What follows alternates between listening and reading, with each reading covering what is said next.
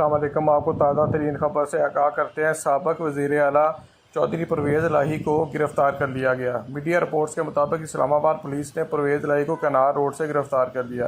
قبل ازیں Lahore high court نے پولیس کو حکم دیا کہ سابق وزیر اعلیٰ چودھری پرویز الہی کو گھر تک چھوڑ کر آئیں۔ جسٹس امجد رفیق نے ایڈیشنل رجسٹرار سیکورٹی کو حکم دیا کہ آپ ہائی کورٹ کی سیکورٹی سے 4 لوگ لیں، متعلقہ ایس پی کے ساتھ مل کر پرویز الہی کو گھر ڈراپ کریں۔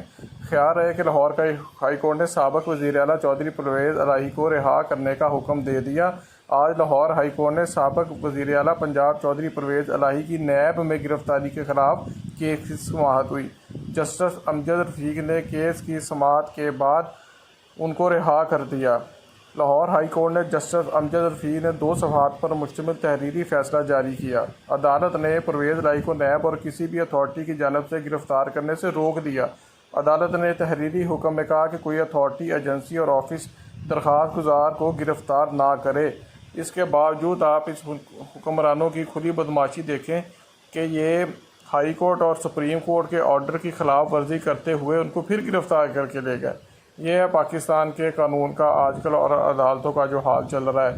عدالت نے نیب کو آئندہ سماعت پر تفصیلی رپورٹ جمع کرانے کی ہدایت بھی کی تھی۔ شکریہ۔